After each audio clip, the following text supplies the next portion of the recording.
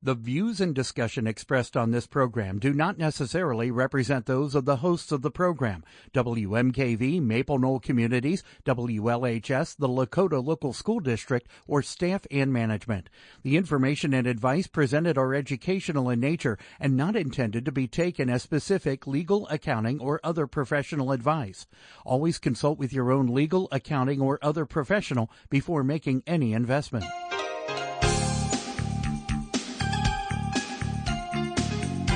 Welcome to Real Life Real Estate Investing, a show to help you gain financial freedom by investing in real estate.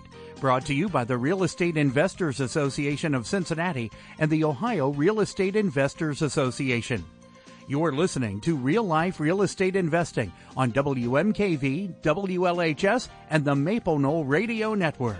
And now your host, Vena Jones-Cox. Good afternoon. I am Vena Jones-Cox, and this is Real Life Real Estate Investing, where we work our fingers to the bone every week to bring you the information and inspiration you need to start or grow your own real estate investing business.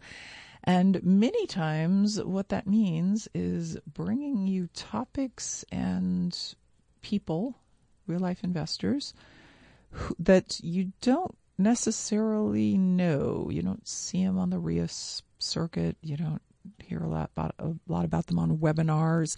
But they do something interesting. They do something that I'm curious about, and hopefully you have been curious about them too. And today is a great example of that because we are talking about mobile homes. Yep. Wobbly boxes, tornado magnets, whatever it is you call them, where you live. They are an alternative way of investing in sort of real estate. Not really real estate, but very, very close to real estate. My guest today is Adrian Smood, who's actually been investing in real estate for 18 years, starting with a house hack. Back before they called them house hacks. He bought a house and put other people in it to help him pay. So after 11 years of kind of playing around with being a hobby landlord, he discovered an actual passion for real estate investing through his local real estate investor association and switched his niche over to mobile homes, where he has been ever since then. He's joining us from his home in Plant City, Florida. Adrian, welcome to Real Life Real Estate. Thank you, Vena. Appreciate you having me. And glad to have you because it's actually a little bit rarer to find people who do enough mobile homes or have been doing them long enough to sort of, be able to answer listener questions, of which, by the way, we've already gotten 6. We've already gotten 6 email listener questions. So apparently there are, in fact, people who've been curious about this mobile home thing. So can you sort of guide us through this whole story of how you got interested in mobile home investing? Yeah. So the quick version started when I was being evicted from a house. I was a terrible tenant, and I purchased the house that you mentioned I moved my friends into. Back then, banks gave people free money, and you didn't have to have anything to get the money. So that's what I did. A few years later, as you said, whenever I got to the RIAs, I just started paying attention to the people in the room that were doing the real estate business as long as I'd been alive. They all mentioned mobile homes at some point. And I just finally decided, I wanted a higher return on my investment. Took the chance on buying my first mobile home. And when I say mobile home, I mean with the dirt. And really, since then, we've been selling our site-built single-family homes and just buying mobile homes for the cash flow. So you went full-on mobile home. You were like, nah, these things made out of sticks and bricks. No, I'm not interested in those. I like these mobiles so well that is the direction I am going. Now, where do you typically buy your mobiles? Like in what part of the world? I'm in Central Florida, so I'm in between Orlando and Tampa. You mentioned Plant City. We're the winter strawberry capital of the world. And it's just a small little town in between the two. Mm-hmm. So are you in kind of a ruralish area out there? Yes, we are, but we're still 30 minutes from Tampa, 45 minutes from Orlando. So we are pretty rural, but we're still a city. Mm-hmm. Mm-hmm. And I try to buy them. I do buy them within 30 minutes of my house. That's one of the big things I picked up from the seasoned investors, that eventually if I'm buying them further out, I'm going to hate it. Mm-hmm. So I made a rule of 30 minutes from my house. Okay. And what folks who haven't really studied or looked into or talked to people about mobile homes don't realize is that there are probably as many strategies around mobile homes as there are around any single family house. Both, what are they? What am I buying? And also, how do I make money off of them? And you do a very specific setup in terms of you want a mobile home that has its own lot, correct? Exactly. We want to own the dirt that's underneath it. Mm-hmm. Mm-hmm. So if a hurricane comes through, because we have hurricanes more than tornadoes, and it blows away my mobile home, at least I still own the dirt underneath it, and I can either sell that or I can put another mobile home on it. I'm not left with just lot rent, which would be the case if I bought it inside of a park. Mm-hmm. Mm-hmm. So you're actually kind of making a dual investment decision. What's the land worth? What's the mobile home worth? Yep. And I would bring it to another spot. I would say what the land is worth, and then what is the cash flow from the mobile home worth over the actual mobile home itself. Because I'm mainly interested in cash flow. Mm-hmm. Mm-hmm. Yeah, because one of the definitions, it's called a mobile home. That means if you don't like it anymore, you can actually pick it up and take it away and bring something else in and put it in its place, which is, why it's interesting that you are making these land investments that happen to have mobile homes on them, and it's the mobile homes that you're looking to for the profit, for the cash flow. Exactly. And although they're called mobile homes, they're not that quick and easy to move, and they're not even that cheap to move. If you were to attempt to move it to a new location, people think that all the time, but you're looking at tens of thousands of dollars to get the entire thing moved, set up, the permits, maybe bringing the well up the code, the septic up the code. There's a lot more to it than hooking it up to a pickup and bring it down the road. There always is more to it than it looks like on the surface, and that's what we're hoping to dig in some today. We need to take a quick break, but I also want to invite listeners who didn't get the email ahead of time saying that Adrian was going to be here talking about mobile homes tonight and therefore didn't have a chance to ask questions prior to the show, to either give us a call with your mobile home questions at 877-772-9658. Again, 877-772-9658. Or alternatively, to send us an email. That address is askvina@gmail.com. Welcome back to Real Life Real Estate Investing. Talking today about mobile homes, of all things. Some of us city dwellers sit around thinking there are no mobile homes where we live, and then one day we get a call from somebody that we marketed to that we thought was a house because it had an address, but it turns out to be a mobile home. They are stuck in all kinds of weird areas in the city, and of course right outside the city limits, and of course in more rural areas as well. And I didn't know how to deal with the first 25 of those calls I got. And then I started actually bothering to read books and take courses on mobile homes and discovered, oh my gosh, there's a whole strategy here, and it's a little bit different than, buying houses or two families or apartments or whatever. But it can be super profitable. I have now wholesaled mobile homes. I find myself in the position of owning 3 of them, and it's not something I ever set out to do, but it's just if you're looking for deals, some of them are going to turn out to be mobile homes. So let's get you prepared to deal with that when it happens. And my guest today is Adrian Smood. His particular strategy is buy a piece of land with a mobile home on it. So we've dealt with the what kind. We've dealt with the where, Central Florida. Let's deal with all the other things that every real estate investor wants to know about your business, Adrian. How do you find them? You would find them the exact same way as you find any home. The difference is you replace the word house with mobile home.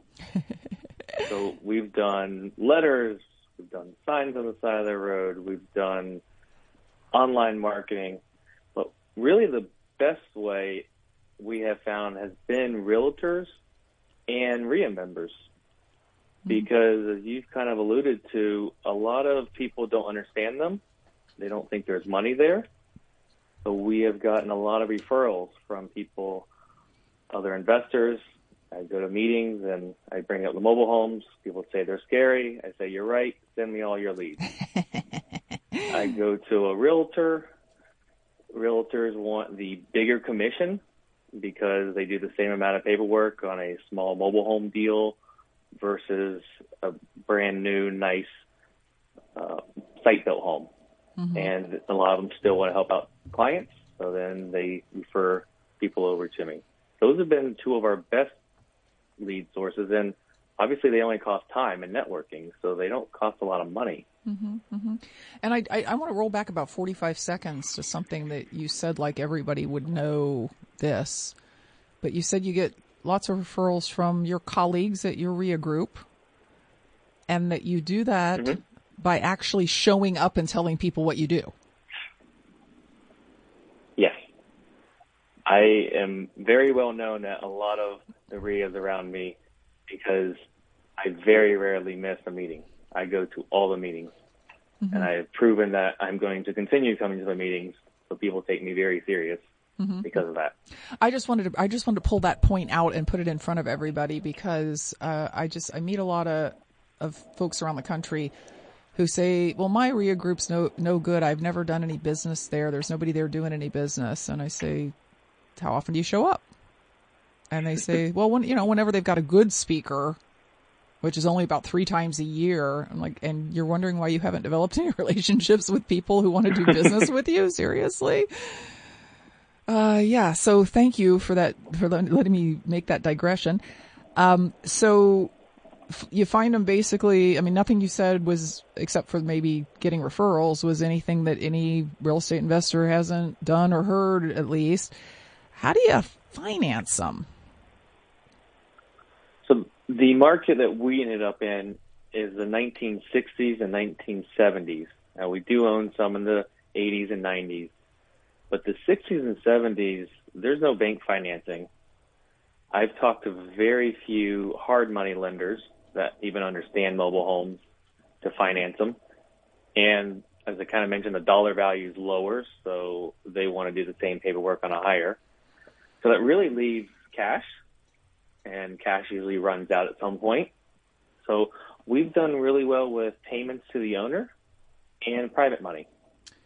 Okay. I believe payments to the owner has been a little bit easier than a site-built home because a lot of the people I bought mobile homes from, they actually purchased it on some type of land contract or whatever the wording was for that state.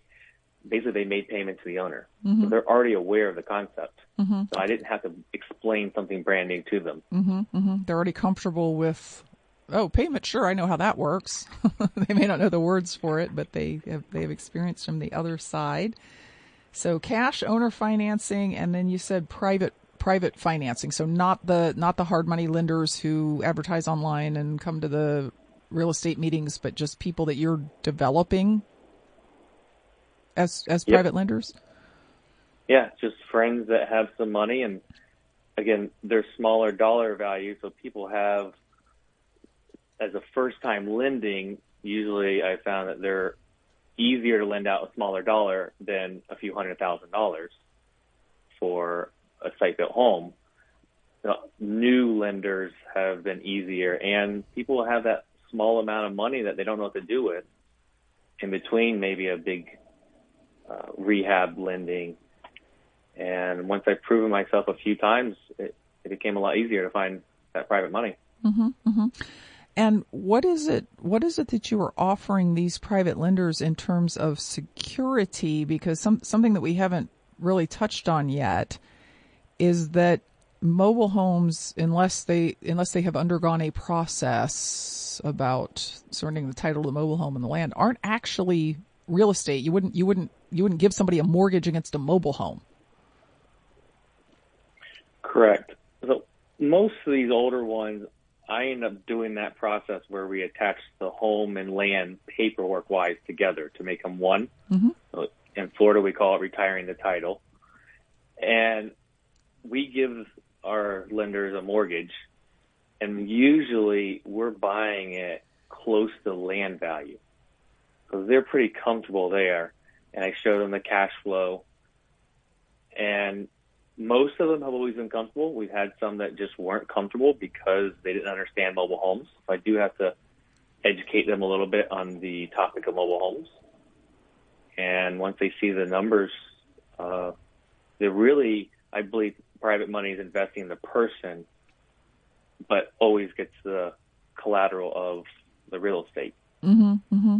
So it's really, the way you do it, it's really not that much different than somebody making a loan against a stick-built property where you are, in fact, you say I'm making a loan on the house, but you're making a loan on the house and the land, both. That's what the mortgage, that's what the mortgage says, is that the security is everything that is on this property, and you're basically doing the same thing. So, we've got some questions that have come in, one of which is real close to a question that I was going to ask you anyway. And that is, why not homes and parks? So we have done a few homes and parks. We do not currently have any. And the main reason is control. The park manager makes the rules. And the big example of this is in April, I think it was April 5th, I got an email from the park manager saying, you're no longer allowed to have a home in this park that you do not live in. It has to be out of your name by the end of the month. I have no idea if I could have fought them or anything. I had no desire to put my energy towards something negative like that. So we had to sell it. Mm-hmm. And that control is one reason I don't like them. They were phenomenal for our growth. They were phenomenal ROI, but I wanted that land control. Mm-hmm. Mm-hmm.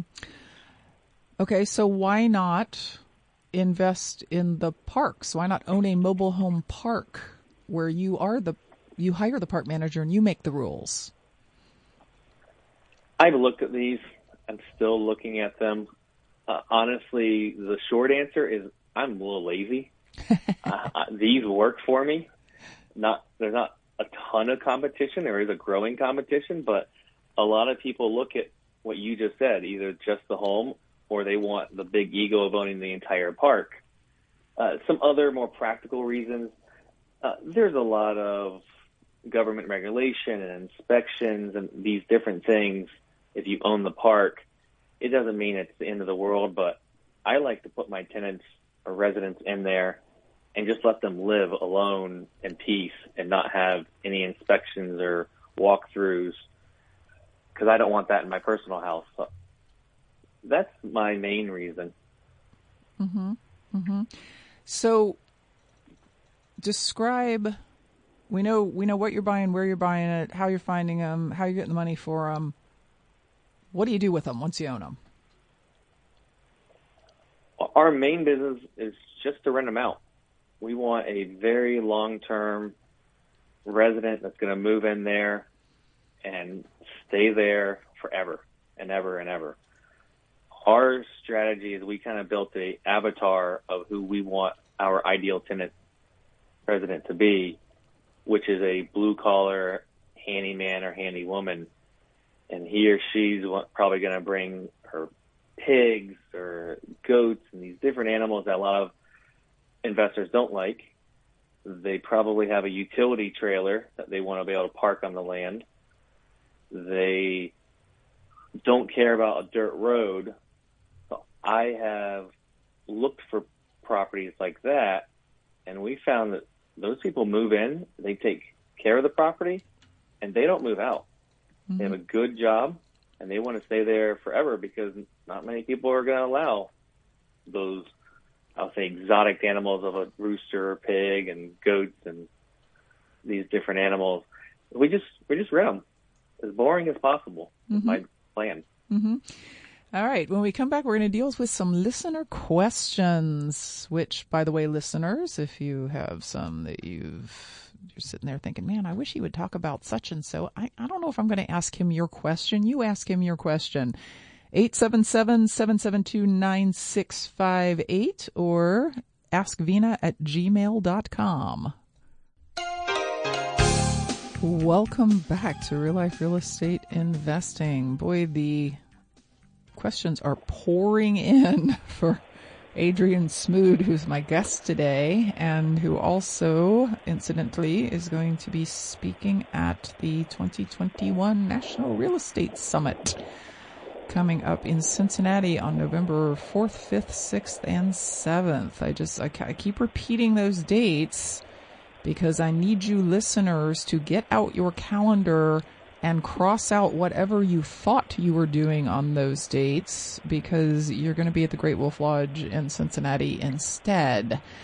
And in the next week or so, we will start telling you how to register for that event through WMKV, which means not only do you get to come and meet, 800 or 900 other investors and hear from 22 experts on everything from mobile homes and how to get leads from senior living facilities to the stuff that you always expect, like wholesaling and how to be a better, more profitable rental housing provider and asset protection and all that sort of stuff. So again, those dates are November the 4th, 5th, 6th, and 7th, and the location is Cincinnati. So if you're going to need to buy a plane ticket, what did we find out earlier today?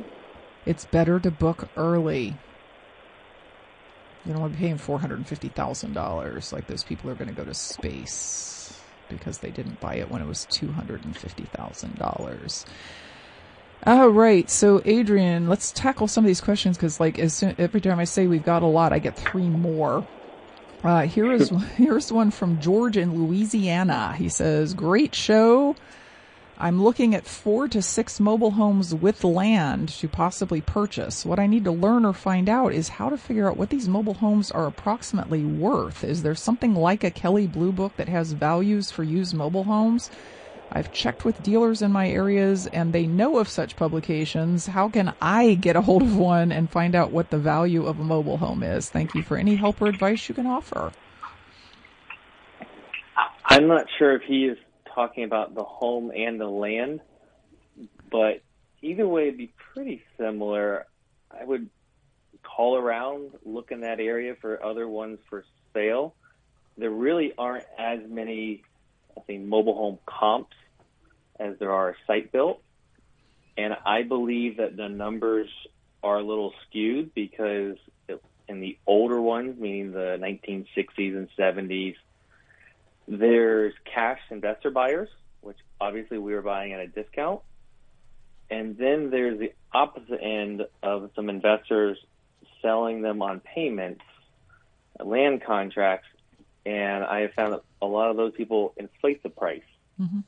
So the real market value is somewhere in the middle. I do not have an exact formula either. And that is one reason we buy more on the cash flow it can produce than, I'll say, the actual value.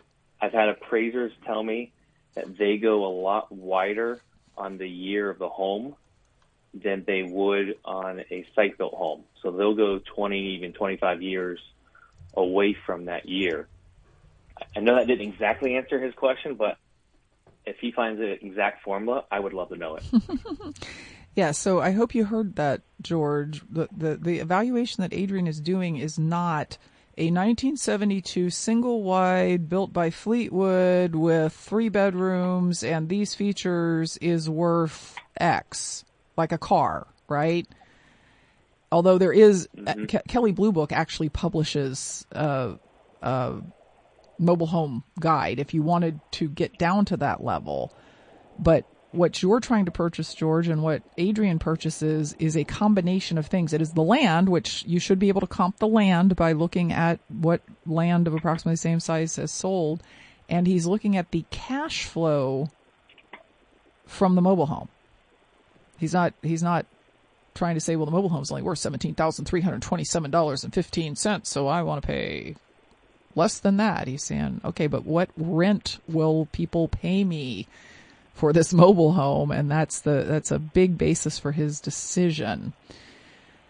So Linda has a question, which is, actually, you've already answered this. I'm assuming you market to mobile homeowners the same way you would to traditional homeowners. And the answer to that is yes. Now, here's an interesting one. And I don't know if you've ever run across anything like this where you are, Adrian, but this is from Dave in Louisville. So he's in Kentucky. He says, one of my recent mailings accidentally included a letter to a mobile home owner. I got a cease and desist letter from the lawyer of Kentucky's Mobile Home Dealers Association letting me know that they somehow know that my intention is to buy and resell a mobile home. He went on to say that mobile homes can't be sold here without a license. I looked up the law on this, and it does look like it's there to ensure that dealers are the only ones who can actually sell them. So I'm not going to open up a mobile home sales lot if the clairvoyant attorney is right. And unbeknownst to me, I actually want to buy and sell mobile homes. Is there some kind of workaround to this? I'm curious. That is interesting. I believe Florida is the same as buying and selling a car. You can do one without a dealer's license, and at some point you need one. I don't like workarounds because I think eventually if you make that your business model, it's a bad business model. You're going to end up in trouble. And I don't like to make a business model that has potential of getting in trouble. Mm-hmm. But if that's the law, that's the law.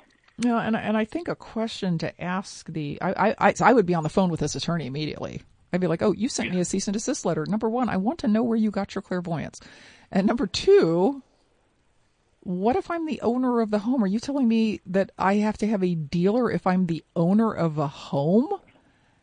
And number three, what's the penalty if I do what you think I'm going to do, which is apparently not buy it, but somehow deal it? Like, what happens then? I would ask a lot of questions. And then if I wanted to get into that business, I think maybe finding a licensed mobile home dealer to sell my homes for me, if that's what I wanted. We have a friend that he's a licensed dealer, and when we get the calls of people wanting their home removed, I send them his way. Mm-hmm. I mean, I don't have a desire to be a dealer, and he does. He created a business of being a used mobile home dealer, but that is a business. Mm-hmm, mm-hmm. But Dave, I do just really want you to call up that attorney and take up like an hour of his time. Since the Mobile Home Dealers Association is paying him anyway, you might as well, get some good advice about mobile homes. So Joseph asks, is it easier to try to buy a single mobile home than it is to buy a single family rental? And I'm going to say that maybe the underlayment of this question is we're in a super hot market right now, and single family rentals are very competitive. And I think what he's asking is it easier to do mobile homes than it is single families? There's definitely less competition. And I have found most of the competition there is, they don't even understand mobile homes. So when I get a wholesaler that sends me one that they want to assign the contract, I ask my standard questions, about the title and these different things, the tie downs, and they never have an answer for me. Mm-hmm. They don't know anything about them. They got the contract.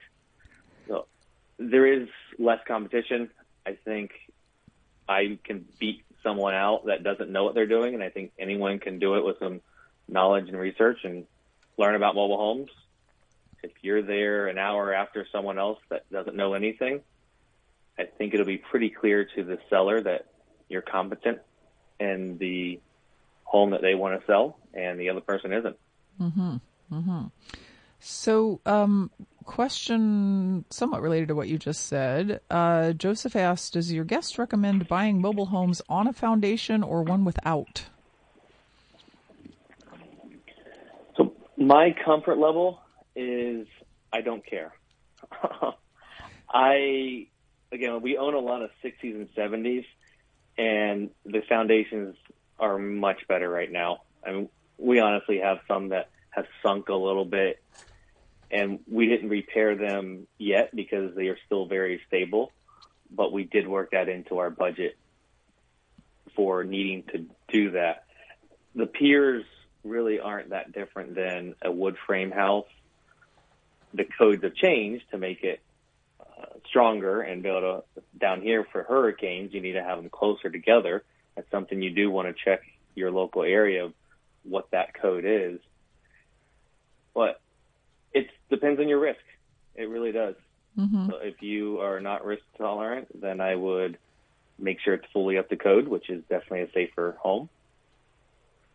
But if you're just looking for cash flow and you're not going to fix and flip it, it's different, because you have to look to see what the banks or whoever's going to finance it cares about. Let's talk about your choice of strategy, your choice to rent out properties, because I think most people who know anything about mobile homes know what a Lonnie deal is.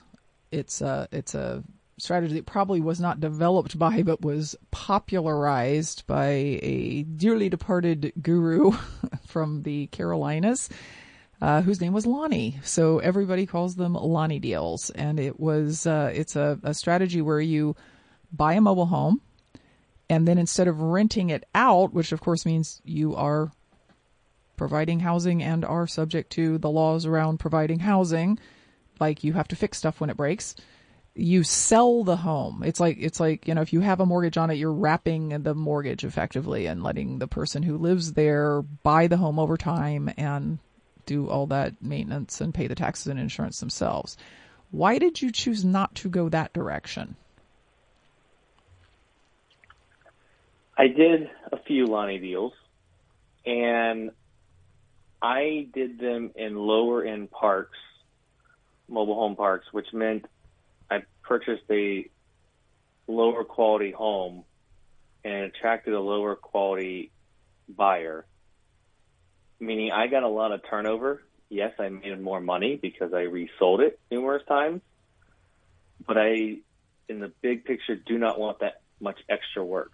I value my time over tons of extra money coming to me, and that's my main reason. I do like Lonnie deals. I think they're an excellent way to start because they're smaller dollar amount to get in even than the mobile home with land, because you're buying no land essentially. You got to make sure the park is going to play nice with you, because they still at times are not okay with you even selling it on payments, because some parks are doing the same thing and you're competition. Mm. And if you think it doesn't matter, they still have to approve your buyer. So it does matter. The park manager makes all the rules. It goes really back to that. They make the rules. And you just mentioned that there's another strategy that involves buying exactly what you're buying, updating the 1970s or 80s mobile home with, new finishes and whatnot, and then just selling them for cash. So you don't like that because you like cash flow better, I gather. Yes, I like cash flow. Okay. I am definitely a cash flow investor. All right. When we come back, we're going to answer more listener questions. This is your last chance, listeners, to send them in to askvina@gmail.com, which is, by the way, ASKV like in Victor, ENA @gmail.com, or call them in at 877-772-9658.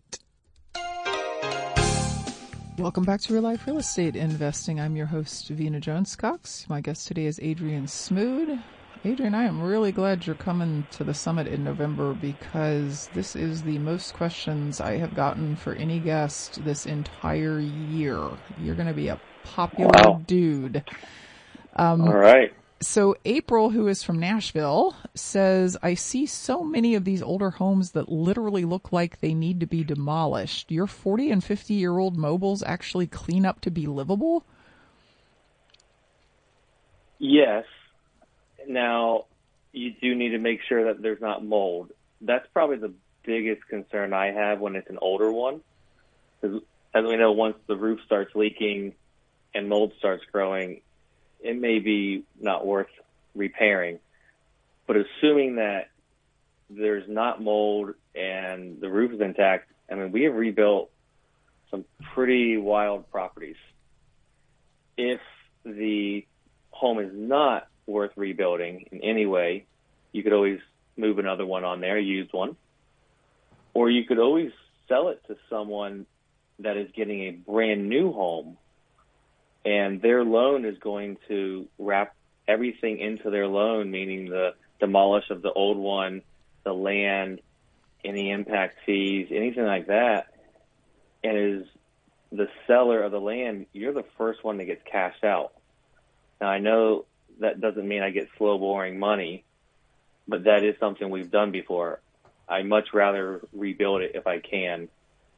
And they're like a house. If you take care of it well, it'll last. Mm-hmm. Yeah, see, my big takeaway from today is this idea of the land. It's this idea that, two evaluations. What could I do with the land if the mobile home went away due to a hurricane, as you say, or around here it would be a tornado?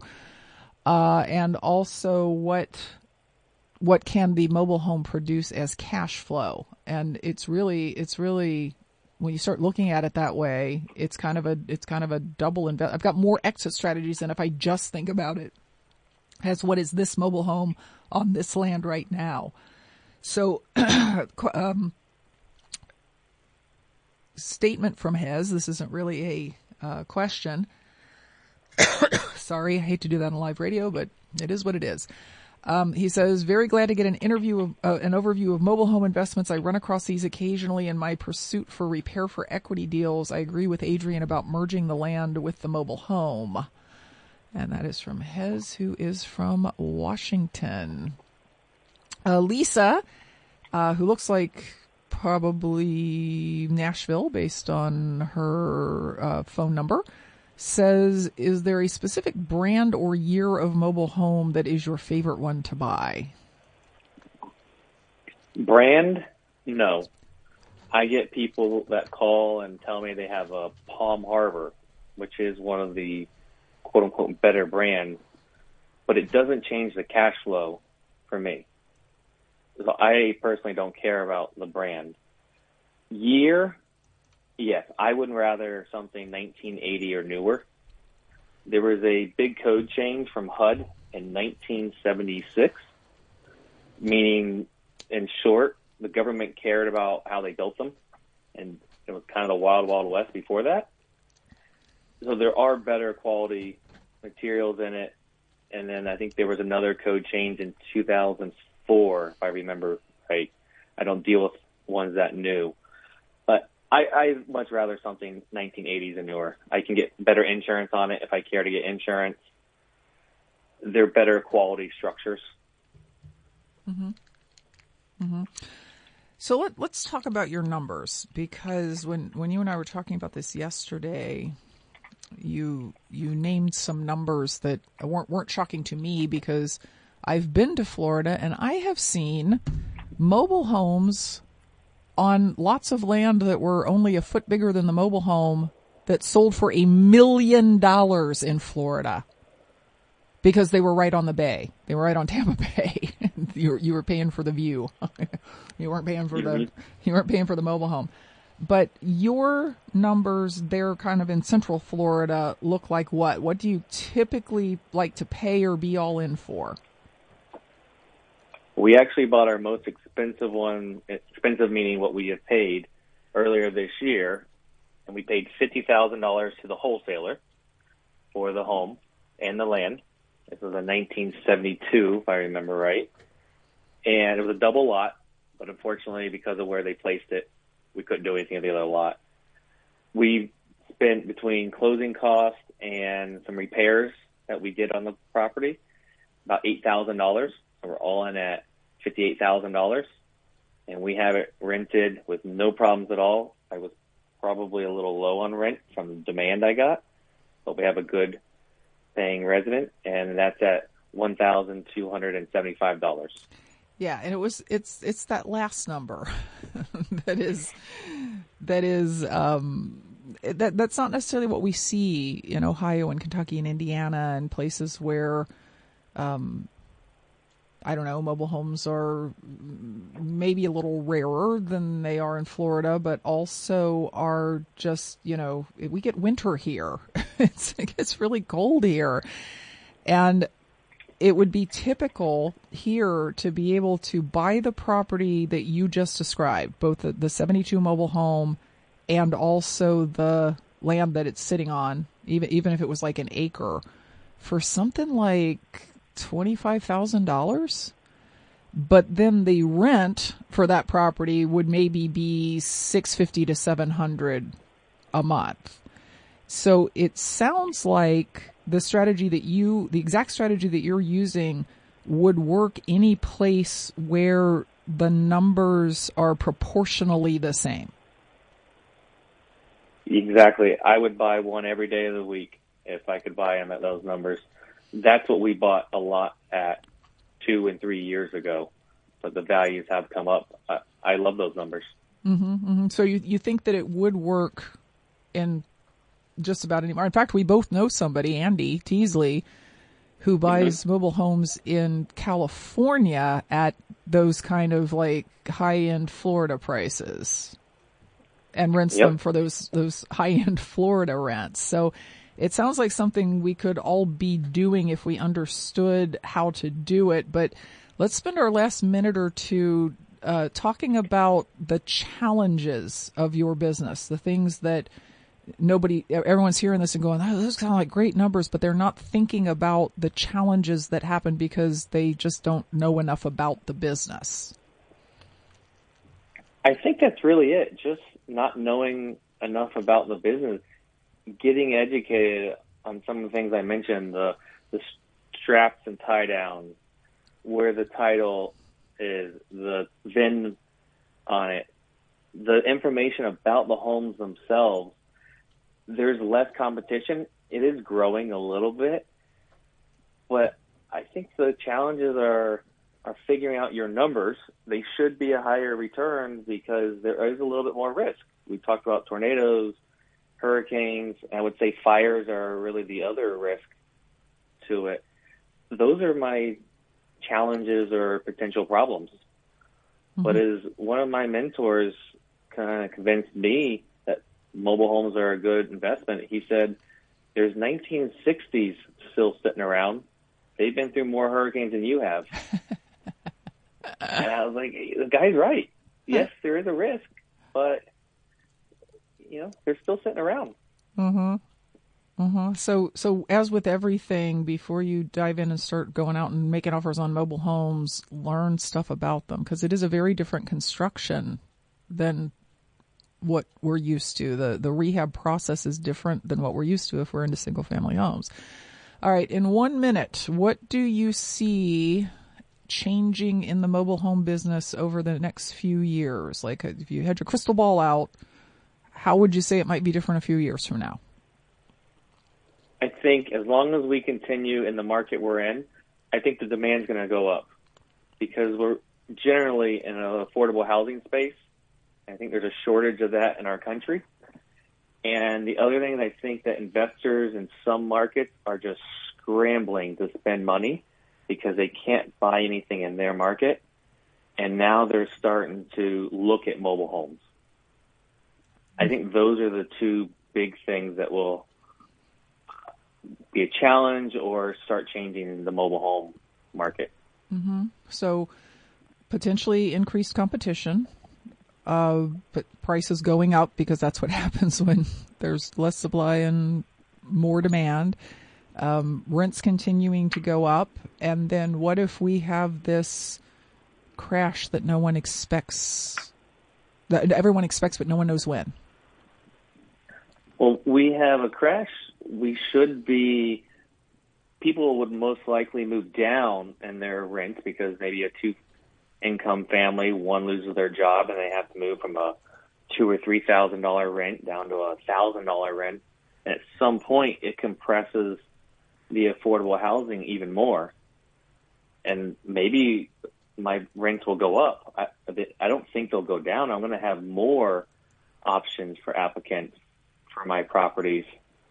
And I believe that some people are going to be buying these investments at bad numbers, and I'm going to be able to save them by coming in and buying them at a discount, just like a single-family site-built home. Excellent. Adrian, thank you very much for your sharing your wisdom and experience today. We look forward to seeing you at the National Real Estate Summit on November the 4th through 7th here in Cincinnati. And we will be back next week with more information to put you on the path to financial independence through real estate investing. Until then, happy investing.